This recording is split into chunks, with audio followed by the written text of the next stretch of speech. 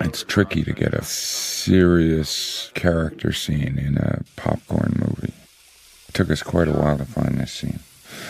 I don't think we even got it written until we were half or two-thirds of the way through shooting the movie. You want just enough in there so that it makes things plausible, but not so much that people think you're being pretentious and silly. So I immediately followed it with a comedy scene here. What kind of odds am I getting? On front of, for that matter, Shakespeare does it.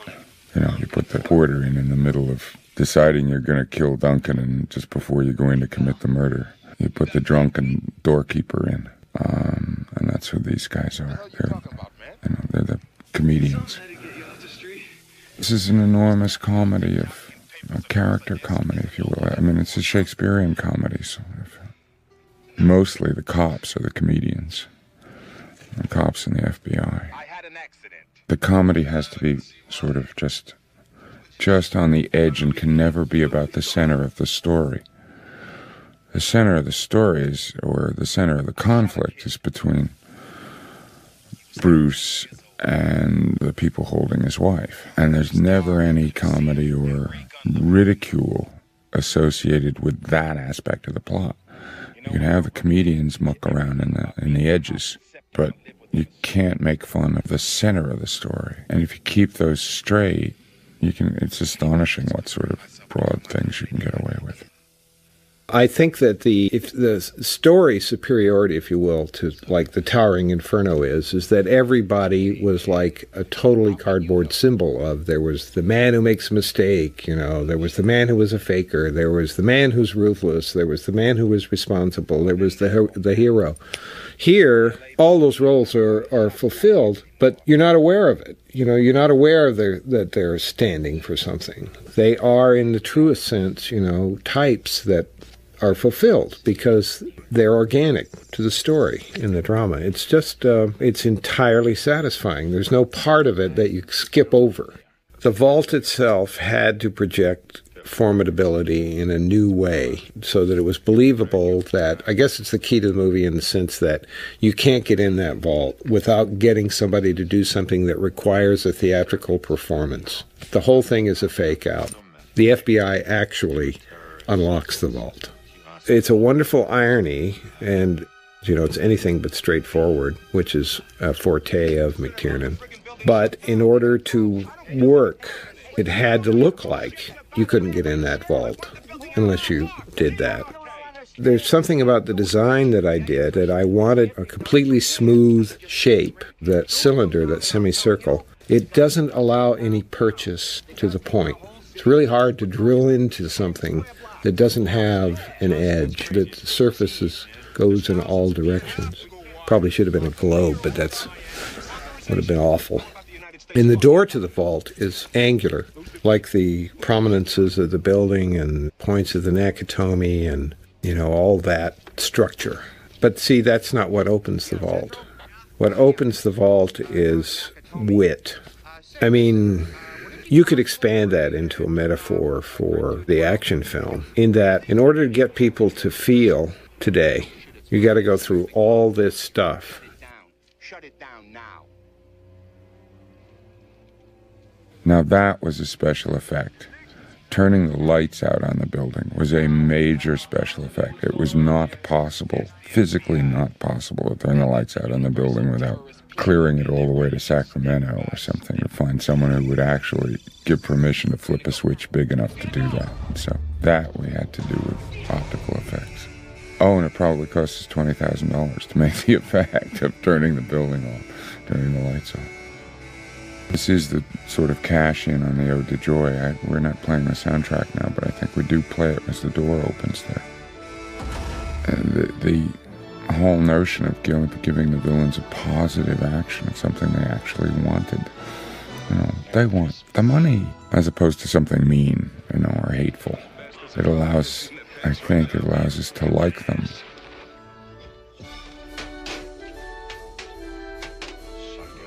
So, I suppose you could take the safe, like the whole purpose of any drama is to unlock the heart of the audience. It's catharsis. There's that fucking radar dish again. And to allow people to feel, because we're so smart We're too smart to have sympathy. You have to fake people out in order to allow them to feel, to make it okay for them to have emotions in a work of art. Because we're supposed to be, like, really cool, and have been for a long time.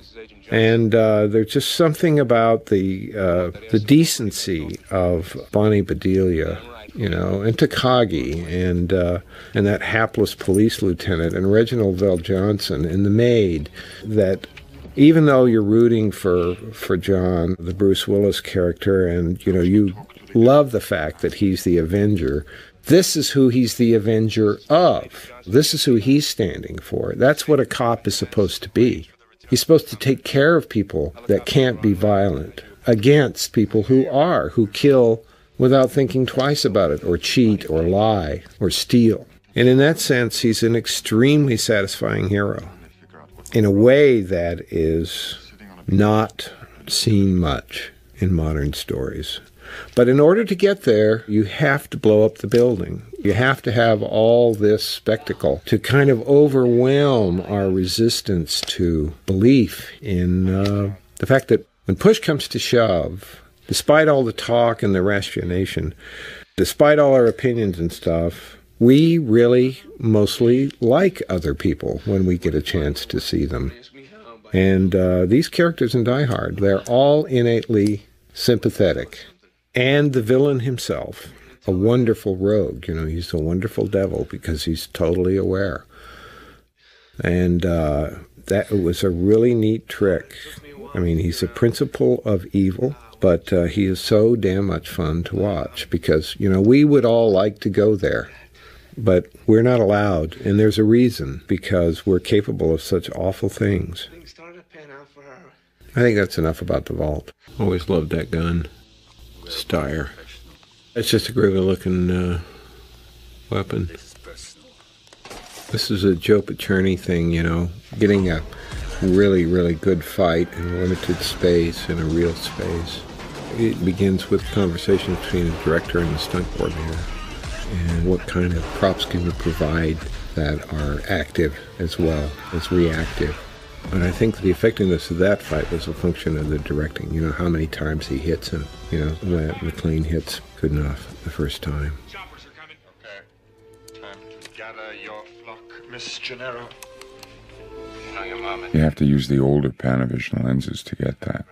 The ones that most people use now, if you use anamorphic, they use the Primos, which won't flare like that when a light is aimed down the barrel. So you have to use the older ones. McClane. On us to make your Great suit. Very Fred Astaire, that move with the gun, I always thought. Lock them up there and come right back.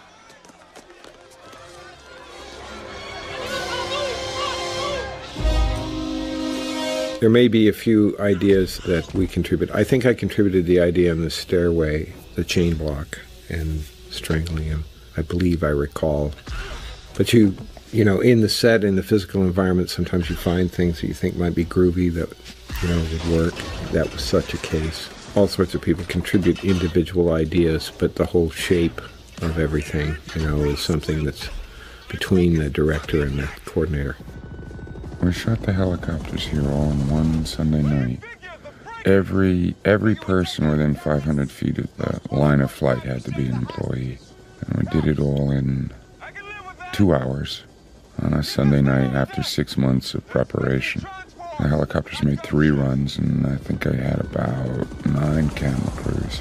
Each camera crew had a shot to do on the first run and then go to their secondary and then go if they accomplished their first 2 shots, then they had a 3rd shot that they were supposed to get. I suppose if one were really a freak about organization, you could do a whole movie and almost in real time if you had enough cameras and enough planning on what the cameramen were supposed to photograph. A policeman's wife might come in handy. McClane, I have some news for you. You got to be careful to take, you know, it's not about whose idea it was.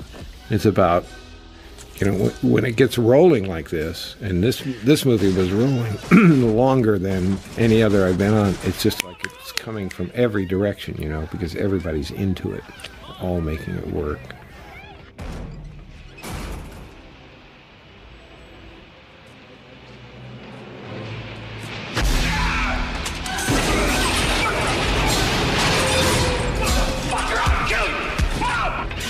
I love this little moment that he pulls off. You know, I'm an excellent thief since I'm moving up to kidnapping. It took a little while. At first he was playing it as a regular. He was staying over there, and then we got this notion about, come on, assault her. You know, be scary. And he found this way to throw the case and suddenly get his face right in our face. And it made it work beautifully. These guys are so scary. Oh, I love this. I made up this line. This is my line. But I was junior high jackass or whatever.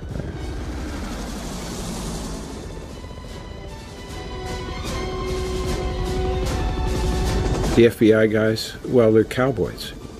I mean, they're just like the terrorists. They have no concern for the safety of the civilians, you know. Oh, we're going to lose, like, what, 20%, 30%. That's acceptable. As we end up looking good. The collateral damage, you know, is really an issue here. Now, this actually is the roof. We really did have all these actors up there. It was after the Twilight Zone accident. And I stood there on the roof of that building after 6 months of planning and various hundreds of dry meetings and this and that. And this Vietnam-era Huey chopper climbed up over 100 people on the little tiny top of this building. And I said, oh, I am in deep shit. I couldn't believe I'd gotten myself so near to... I mean, all that had to happen was, you know, a pilot makes a mistake or something. There. I called him off on the succeeding 2 runs. I just didn't have the nerve to have the helicopter over those people, and told him just come up the side of the building and don't go over the top of the crowd. Because it physically scared me. I couldn't figure a better way to do that thing with Dudinoff other than having the unnecessary cut of him hanging there as a little suggestion that we haven't heard the last of this particular issue. If he wasn't there when they were coming down, that would give it... It was a problem I wrestled with. How do you say, he's dead, he's never coming back, but do it in a way that when he does come back, the audience says, oh, I knew it, I saw it. Sometimes you get that right, and sometimes you don't. The figuring out of the fire hose gag and stuff, I know, took many stages and how it worked and how the reel would work and all that stuff. That was a fun thing. Because this has to be believable that he can actually do this, you know. It's a crazy-ass thing to do, but, you know, there's a real line that you draw between the absurd and the believable. So we were trying to make it something that would actually be.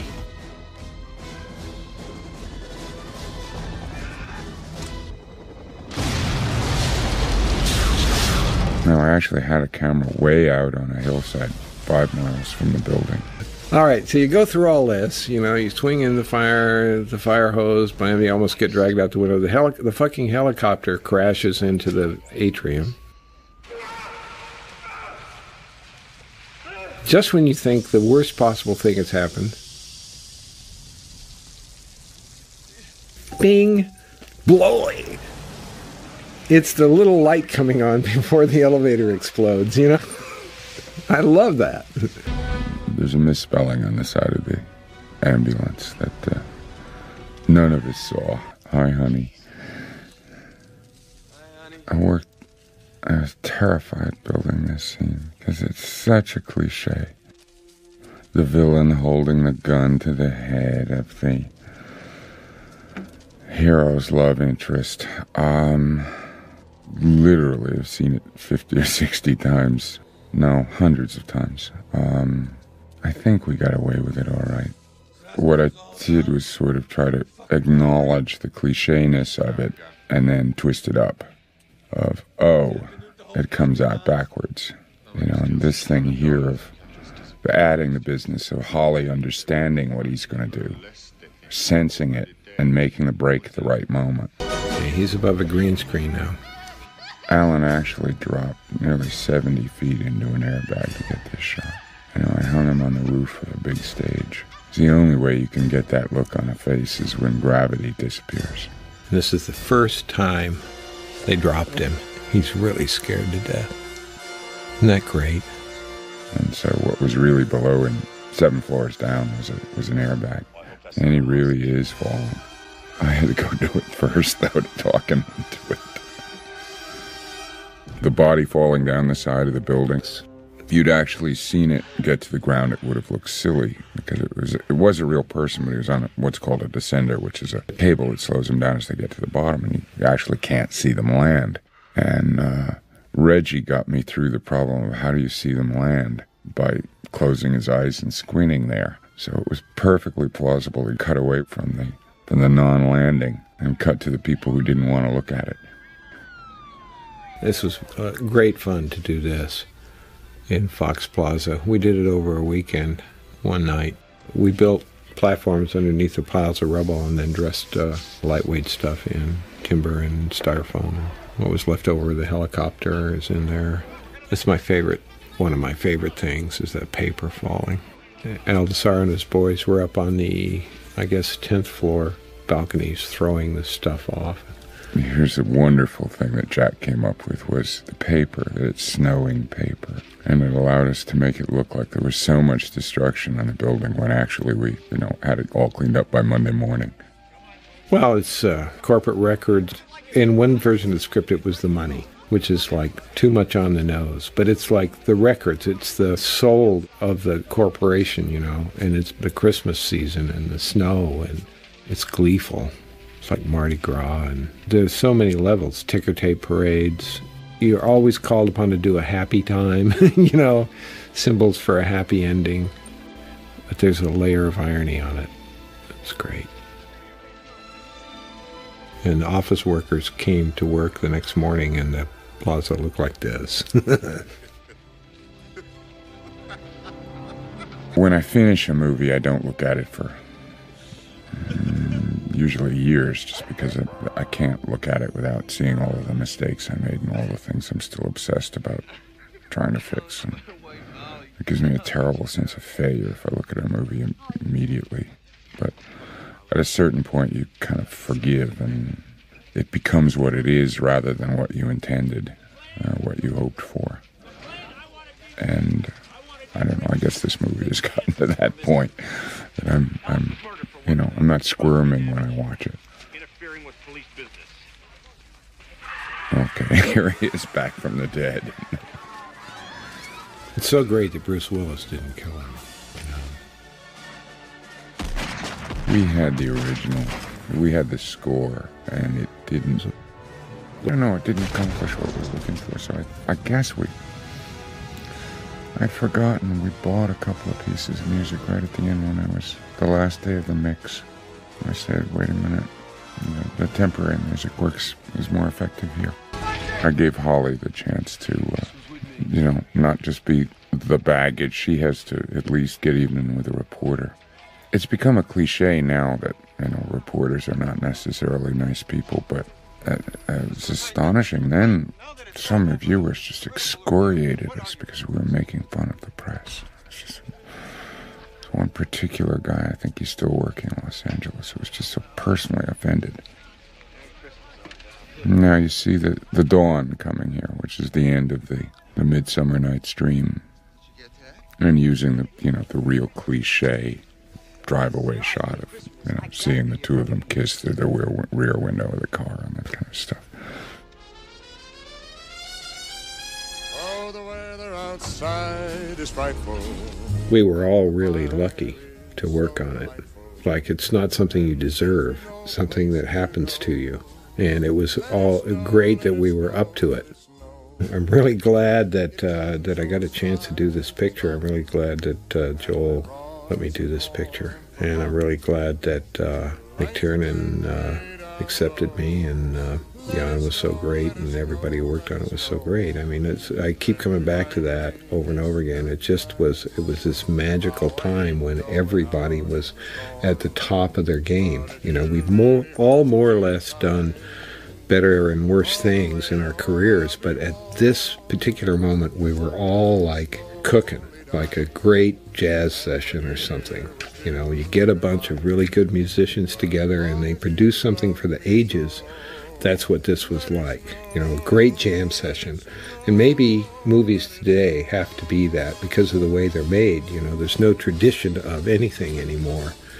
We're all freelance people like jazz musicians or any kind of gypsies. And, you know, you get the right bunch together. Like somebody once, I think it was David Mamet, said that producers are really cast the movie. They cast not the actors, but they cast everybody else. And that's the great trick. And Joel did that this time really, really well. He was largely responsible for most of these people. And John, of course, in the way he picked the people that he picked. And, you know, Joel picked John. And I don't think that any of us have ever been as fortunate to get on something that just operated this way. It's a great piece of music. It really is. Big band jazz. Really good. I wasn't making it up when I said that when I finish a movie for the first several years after, I really can't watch it because it makes me, all of the places I failed, all of the places where I had hoped for something or other and didn't achieve it, are just sitting there on the top of my mind and the movie becomes it's a checklist of the ways I screwed up. I don't really, I suppose I don't have the greatest self-image in the world, but it's not rare for filmmakers to react that way. Kubrick used to talk about it. He said something about if he went out on a day and came back with 40 or 50% of what he intended, he was doing magnificently for the day. That's sort of the process of becoming a filmmaker, is kind of getting past the humiliation of the comparison between what you had in mind and what you managed to shoot. Eventually you get the percentage a little better. Maybe an audience sees 25 or 30% of what you intended when you went out to shoot the story. And I suppose, old masters, who are in the Zen phase like Truffaut or something, maybe they get 75%, I don't know. It's entirely impossible for a filmmaker to be objective about a movie if you get far enough away from it. No, even then you're not objective, because then you're, you remember the good times and the fun things and probably the various things you've had to talk about to the press and this and that have all transmuted themselves in your memory, and they've become real instead of nonsense that you made up to get through an interview or something. They become real events and real bon mots that someone had at a particular moment.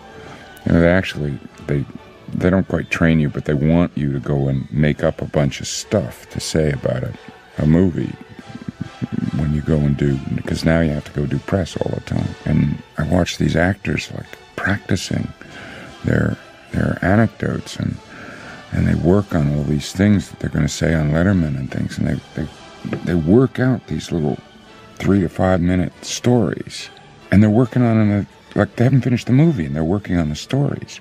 It's quite astonishing to watch these kids. They know what's important. They'll spend more time rehearsing the anecdotes than they will the performance or thinking about a scene. So, and I suppose I'm a famously bad interviewer. Somebody gets the tape on, and I'll sit there saying, if they say, "Are there any particular things that you want to say?" No, not really. I'm sort of happy it's over, and I'm glad you liked it, and now I'm working on this other thing or something. And it's a terrible interview.